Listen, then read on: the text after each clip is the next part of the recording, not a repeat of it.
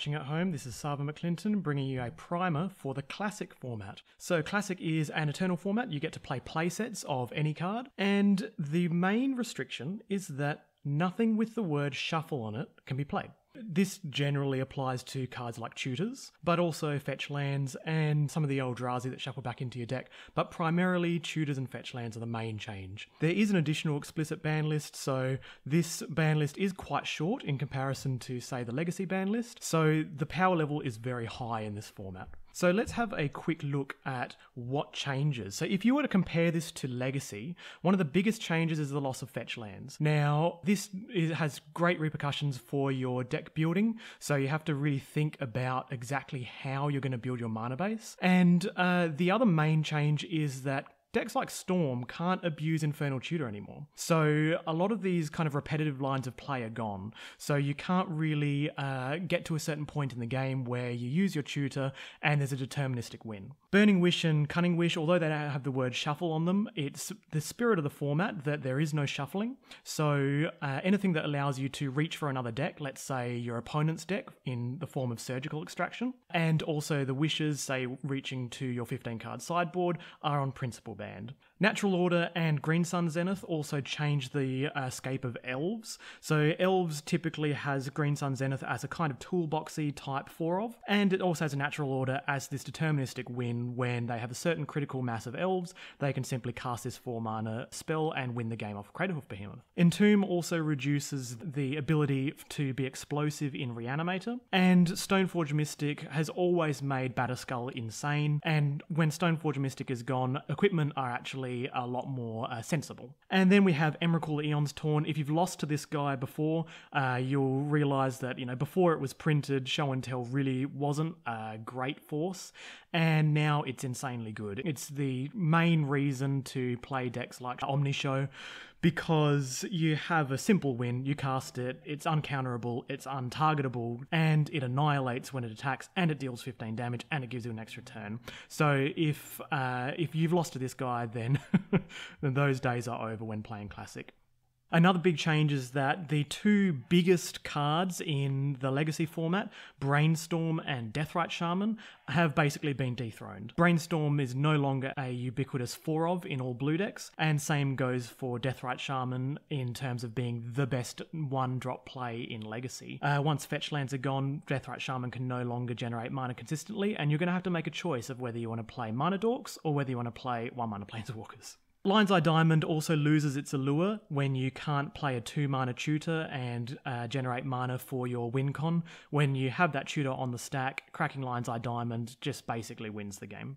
Jace's Brainstorm ability is similarly reduced in power, as is Sensei's Divining Top, because when you don't have fetches, the ability to abuse the constant look and also the time saved in having not so many opponents actually casting Sensei's Divining Top is not negligible. And Gurmag Angler and the other delve creatures like Tasigur and so on can no longer be powered out in the early stages of the game, making them a lot more fair. Most importantly, of course, as we said before, the fetch lands fetching out 7 different kinds of original duels is gone.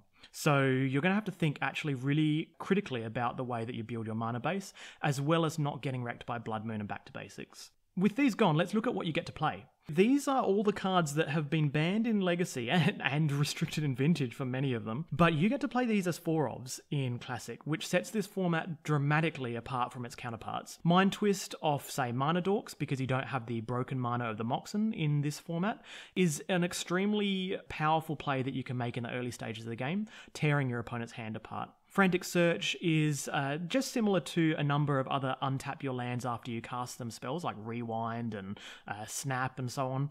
However, Frantic Search is proactive. You don't have to wait for something for your opponent to do to react to it. You just do this and you further your game plan and untap your lands. It's insanely good. Hermit Druid has been banned in Legacy for ages, and it's a 1-card win con. If you're able to power this out and then not let it die to a Fatal Push or something and go to your turn, untap, then activate it, put your library in the graveyard, and then do some crazy shenanigans from your graveyard which allow you to win the game. Gush has been banned in Legacy and restricted in Vintage, and it is an extremely powerful means by which tempo decks can gain card advantage. Then we have Memory Jar, which everyone's been afraid of for ages. I mean, we have tinkering out Memory Jar, making it like another Wheel of Fortune type effect, but these are not issues in Classic because you don't have search. The main thing you're going to pair with Memory Jar is Goblin Welder, and that is a deck in Classic. Flash has been banned for a long time, and it is the temporary version of Show and Tell for creatures.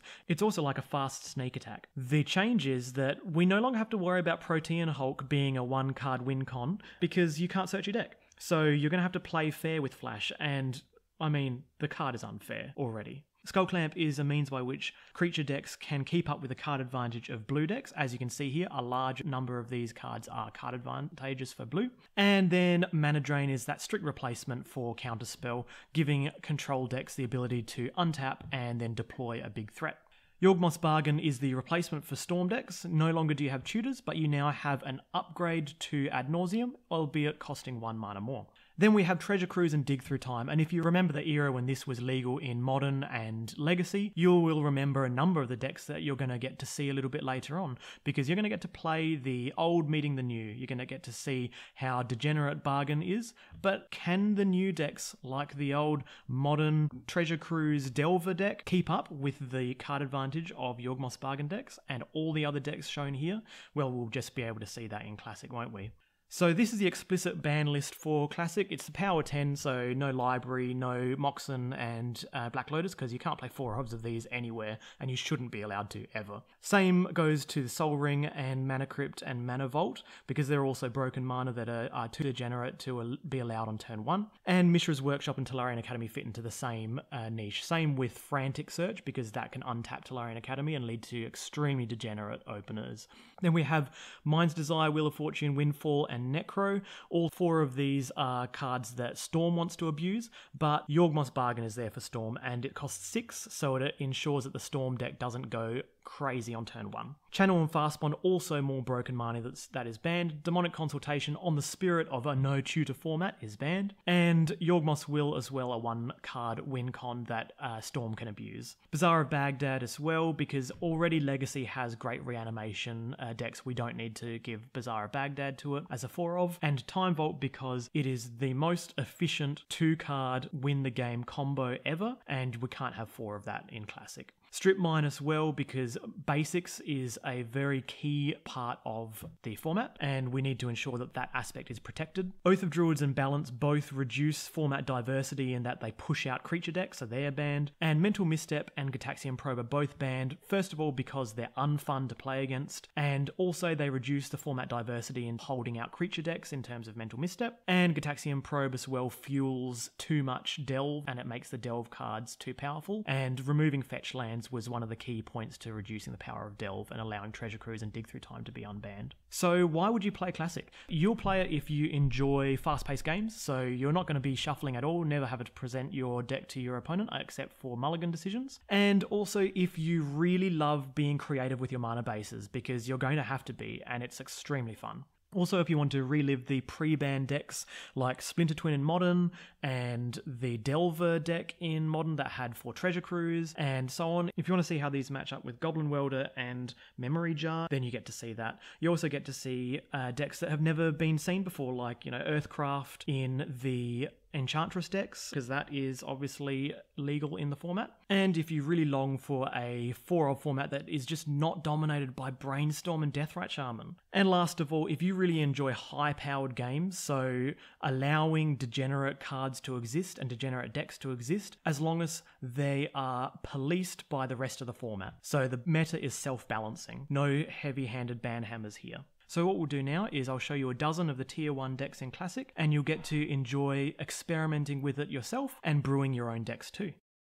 Let's start with Affinity. So it looks like the modern version, but it's totally on steroids. You get these banned lands in here as well, and they allow you to make sure that your box opal taps. They also sacrifice a Ravager in the late game. It's pretty insane. But you've also got this guy, Founder Inspector. It's a lot easier to play this guy in Classic as opposed to Modern because you have Ancient Tombs and Lotus Petals. If you get this guy down on turn 1, from turn 2 it's smooth sailing because you get to play these things for 0, Vault Scourge and Hope of Girapur, and then you get to play these other things for 1, like Cranial Plating and Arcbound Ravager, Hangback Walker and so on, and Clamp is 0.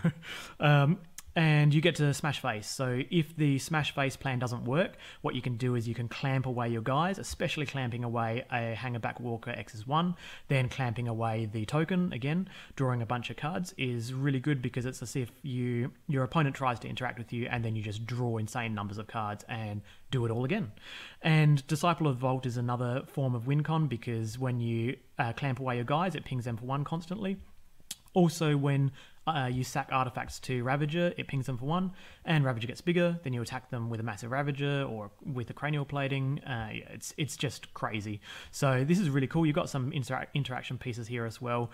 The format has a lot of control in it, so you want to have Lodestone Golem in there when you need it, but you don't want to max out on this guy in 4. It's just too tricky and cumbersome in your hand.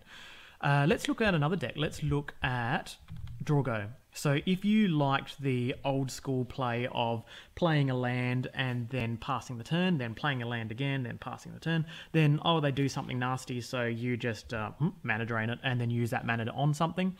This is the deck for you. It's got that old school kind of feel, but it's also got the new school stuff. You know, you've got 4 Senses Divining Top and 4 Counterbalance. Top isn't as good in this format because you don't have fetches to shuffle stuff away, but that's where Thought Scour and Mental Note come in. This is why you're running 6 of them. It's really good. You look at the cards, you find 2 that you don't like, you get to mill away those 2, and you get to draw the good card that you want. It makes a pseudo fetch land activation, but it's much faster than shuffling, and you get to then use that fuel for dig through time in the late game. Back to Basics is here because you're a monocolor deck and it's awesome. It's one of the ways to hate on the format because people want to play all the good stuff. So what you do is you lock them out of playing any of the good stuff and you get to play with all of your islands. Mishra's Factory is another alternate win con there when you don't have Back to Basics out. All right, let's look at another deck. Let's look at Hermit Druid. So Hermit Druid isn't legal in Legacy, so you get to play it here. Now, if you haven't seen Hermit Druid before, if you get to cast this guy, then activate him the following turn, you win. Basically, your whole library goes into your graveyard. You dread return the sacrificing the Narcomoebas that had returned from the milling, and then you play Mimeoplasm from that, copy a Murderous Redcap in the graveyard and make his Power and Toughness Lord of Extinctions, and then you ping your opponent for 50 something. You've got an alternate win con there in Labman. You can either cast Deep Analysis on that turn and win instantly, or if you don't have the mana, you just pass a turn, go back to yours, and you win in your draw step. Careful Study gets you to put those pieces that were accidentally in your hand into the bin, and then you've got Frantic Search as well, which is really, really good. This deck is basically really abuses Frantic Search. It's fantastic. You get to find your combo piece, you get to play your combo piece, you get with the mana that you untapped, and you get to put the other combo pieces in the graveyard. Cabal Therapying is also really good because you can flash that back from the graveyard with any spare Narcomoeba. And Limdol's Vault is really what you want to be doing in this deck because you've got 4 of them. You turn 1, play land and Mox into Hermit Druid and say, I'm going to win next turn, unless they do something about it. Or you go land and Mox and Limdol's Vault and make sure that your next draw step has a Hermit Druid in it. So that's generally what you want to be doing. Be careful because the format has a lot of removal in it, and when they kill your Hermit Druid, it's a bit of a nightmare. So that's why you have to have your Force of Will and Misdirections, Days, and Cabal Therapy. So sometimes it's better to be safe and play your therapy first. You aren't really immune to Blood Moon. You have to make that concession because you're a 3-color or 3+ color deck. So unfortunately, you just have to say, well, I'm going to lose to Moon, so hopefully I can dodge that matchup or Force of Will it before it comes down. Let's load up another deck. Let's look at Moon. Well, this is what we were just talking about just then. It's all about Moon coming down turn 1. So you get Ancient Tombs and City of Traders, then you have all these ways of playing an additional red on turn 1, then you play a Blood Moon or a Magus of the Moon. Now, a lot of the decks in the format, when you want to play everything, end up being, you know, more than 2 colours. And when you don't have a fetch land mana base and the way to fetch basics, this is your massive downside. So what you need to do is think about it when you're brewing in the format, whether you want to play a 2-colour deck, which is largely immune to Blood Moon, or a 1-colour deck which abuses Blood Moon, Magus of the Moon, and Back to Basics, or a 3+ colour deck that just ignores this and goes for raw power and maybe tries to force of will this on turn 1.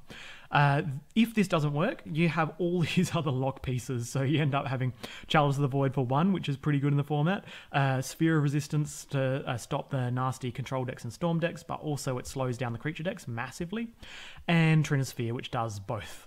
Then when you are about to get overrun by dudes, you finish off your hand and then you have no way to get attacked, or you wrath away their dudes, and then you finish them off with Chandra. That's your win con, or Monkey Beats. So let's look at the next deck. Let's look at Delver. So Delver is a nice way to hedge against the Blood Moons and Back to Basics decks. As long as you've got a single island, you're pretty much fine in this deck. And you have the same kind of creature package as Blue-Red Delver in Legacy, and then you've got a bunch of burn to burn face, then you've got a way to fix your draws, and then you've got Thought Scour to just trigger these guys here, and at the same time Thought Scour fills the bin for late game treasure cruises. So this is just like the era back when Treasure Cruise was legal in various formats, and that was a lot of fun. So you get to relive those moments again, and you have Force of Will and Daze and Spell Pierce to protect a threat, ride that threat to victory, and when you need to, you've got the really great tempo play of a couple of Gushers in the deck. Let's look at the next deck, which is a mid-range deck. So this is how mid-range looks in the classic format. Now, you have a variety of ways to build it, but this is one of the ways, and this is with 7 mana dorks. And this ensures that you're able to color fix, which is always tricky in the classic format. And it also gives you some hedge against the Blood Moon and Back to Basics decks. So you've got a bunch of basics in here. If you want to, you can do a mid-range deck that doesn't rely on dorks and runs, 3 or 4 color lands and doesn't run basics, and just ignore your Blood Moon matchup, or run hope that you Force of Will it, or have Pyroblast and Hydroblasts for the Back to Basics and Blood Moons. Now, just like Shardless Bug or any of the old school legacy type decks that revolve around value, you play your dork on turn 1, which replaces that kind of Deathrite Shaman role, and you ramp out some value in Baleful Strix, remove the egregious offenders that like Blood Moon and so on, or some kind of threat, and then you win the game with, say, Leovold. But you've got the addition of Mind Twist instead of Hymn to Turak, and this is really good with the Dork plan because you can often Mind Twist for 4 or 5, which is awesome, and Thoughtseize to ensure that you don't lose to control, to combo. And then you've got Skullclamp, because Skullclamp is the perfect way to pair up with Mana Dorks. Then you've got Treasure Cruise for the late game as well to get you value, and Snapcaster Mage. So let's look at the next deck, which is Twin. So again, talk about reliving old decks. This is the pre-modern banning of Splinter Twin.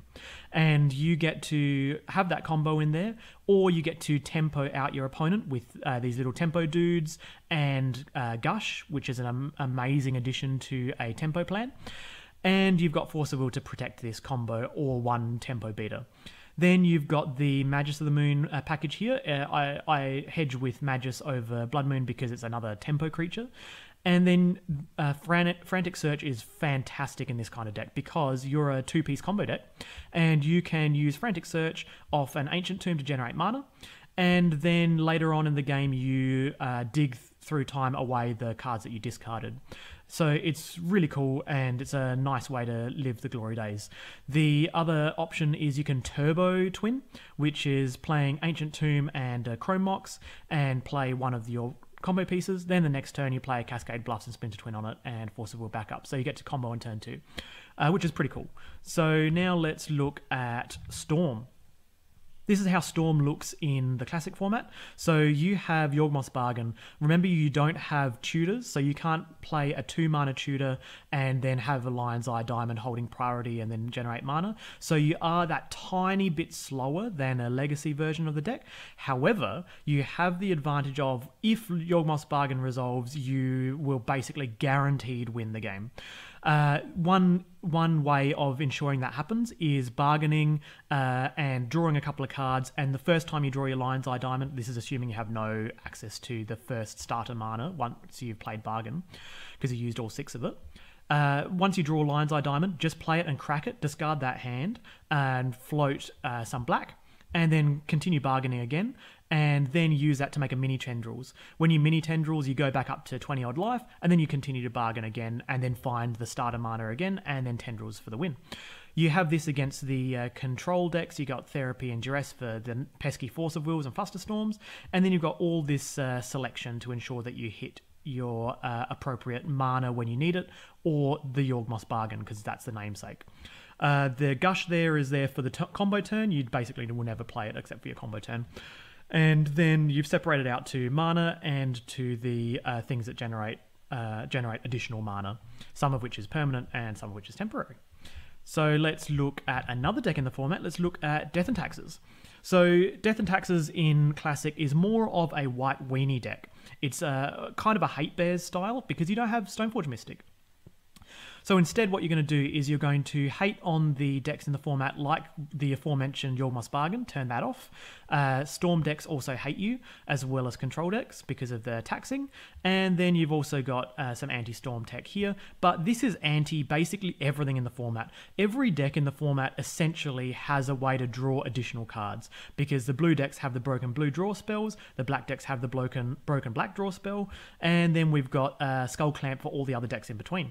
So Spirit of the Labyrinth solves that problem, and when you are in a pickle and you need to draw cards, then you just clamp away your own Spirit of the Lab. The removal package here is very similar to Legacy, and then you've got your finisher in Gideon at the top end. Other than that, it plays out like Legacy in terms of the mana base, and most importantly, you're on 10 planes, so you're immune to Back to Basics and Blood Moon. So let's have a look at Reanimator. So this is how Reanimator looks in the classic format. You have the typical ways of drawing and discarding in blue-black Reanimator, and then you've got the additional ways of drawing and discarding. Now, Frantic Search is insane. You know, it's one of the powerhouses of the format for combo decks specifically. But again, its downside is that you need to reach 3 mana. So in a way, it actually slows combo decks down, but then it also speeds them up for this particular crucial turn. The dig through time is fueled by Frantic Searches and Careful Studies, which is awesome. And then the rest of this all looks very much like a Legacy deck. So let's look at the last deck that I want to feature today, which is Welder. Now, Welder has, basically been banned out of a variety of formats because Memory Jar is the egregious offender with Goblin Welder. If you haven't seen this interaction before, you're going to play a Goblin Welder, and you're going to get a Memory Jar in the bin. Then you're going to sacrifice superfluous lands to Memory Jar, and then you're going to use the Memory Jar to generate additional mana, playing lands, playing Chrome Moxen, Mox Diamond, Mox Opal, etc. Basically, often you use about 4 to 5 of the cards off your 7 cards of Memory Jar. Then the following turn, you do it again. And then you do it again. And whenever you need to, you actually bother to win the game. So the way to win the game is obviously Mere Battlesphere. Now, if you have one of these, you can often either just weld it out in the mid game, or in the late game you can actually cast it, because you've got so many ways to generate large amounts of mana, which you've been doing off Memory Jar. Then you can, if you have 2 Mere Battlespheres, say one in the graveyard, one in play, or both in the graveyard, you've got 2 Goblin Welders. You can weld one back, then you can weld away that sphere and weld it back again, or you can weld the other sphere back and generate a bunch of Mere tokens, and then you Mindslaver your opponent to basically give you a Time Walk, and then you untap and you attack with the Battlesphere and tap 12 Mere tokens and kill them. If that doesn't work in the early game, you've got ways to get these guys in the bin, which is flash, but at the same time as getting them in the bin, on turn 1 you can flash out a Battlesphere and make a bunch of Mere tokens, or you can flash out a Sundering Titan, destroy a couple of their lands, and then it destroys a couple of their lands again because it dies after the flash finishes resolving. Then you've got the way to get things in the bin with Frantic Search. When they're bothersome, in your hand, you need to get them in the bin. Frantic Search comes back again, and Frantic Search also untaps your soul lands, which generates your mana again. This is a reason why Tolarian Academy is not legal in the format. Then these all fuel treasure cruisers, and often you can cruise off a jar hand, or after you've jarred away, then you cruise the following turn with 1 blue mana. And Thirst is also there as a cute way of ensuring that you find your welders. Also, Goblin Welder is a lightning rod, so he often eats a removal spell, but Postmortem Lunge is awesome because it's 1 mana, returns a welder with haste, which returns a memory jar. Yeah, you get the point. So it's pretty awesome to be able to play this deck, because Classic is a format that all of the Banned into Oblivion decks get to play on the playground, and everyone gets to do broken degenerate things. But it's a self-writing format, so as we were saying before, you have ways to ensure that the degenerate decks are also playing against other degenerate decks, or ways of locking degenerate decks out, like the aforementioned Blood Moon and Back to Basics package. So if you enjoyed that foray into a dozen of the Tier 1 decks in Classic, know that there are many, many more, and there are many more yet to be discovered. So I hope you can be one of those pioneers. Thank you, and I look forward to seeing you on the Classic battlefield.